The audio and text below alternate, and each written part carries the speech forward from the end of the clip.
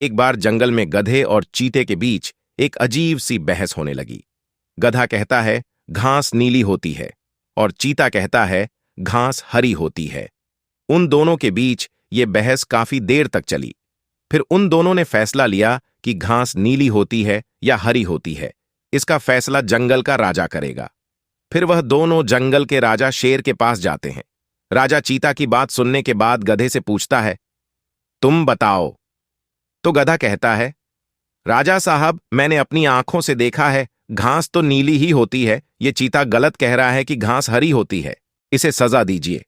फिर चीता कहता है, ये देखो राजा साहब, यह अब भी यही बोल रहा है कि घास नीली होती है। अब आप ही फैसला कीजिए, कौन सही है कौन गलत।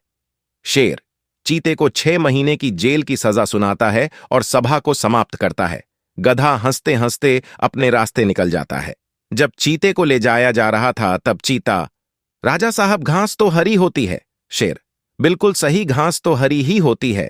चीता, और तो फिर आपने मुझे सजा क्यों दी? दो। शेर, तुम्हें सजा इस बात की नहीं मिली है कि घास नीली होती है या हरी। तुम्हें सजा इस बात की मिली है कि तुम्हारे जैसा बुद्धिमान जानवर भी एक गधे से बहस करके अपना कीमती समय खराब कर रहा है।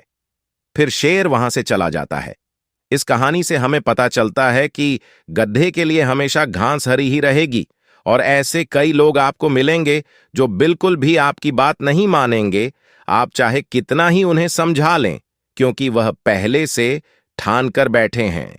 इसीलिए ऐसे लोग आएं, पर अपना कीमती समय बर्बाद नहीं करना चाहिए जो नीली घास वाली प्रवृत्ति के हों, बल्कि हमें उनको छोड़कर दूसरे व्यक्ति को अपना प्लान समझाना चाहिए। सीख, सबसे ज्यादा जरूरी यह है कि कभी भी किसी मूर्ख व्यक्ति से बहस ना करें, क्योंकि ऐसे लोगों से बहस करके सिर्फ हमारा ही समय बेस्ट होगा। जिस तरह इस कहानी में हुआ, उसी तरह हम भी कई बार मूर्ख लोगों से बहस करने लग जाते हैं और बाद में पछताना भी हमें ही पड़ता है। नेटवर्क मार्केटिंग बिजनेस में कई सारे ऐसे लोग मिलते हैं जिन्हें कोई जानकारी नहीं होती कि वह क्या बोल रहे हैं, लेकिन वह खुद को ही सही मानते हैं। ऐसे लोग आपको बहुत मिलेंगे, उनको पीछे छोड़कर आगे बढ़ना ज्यादा सही होगा।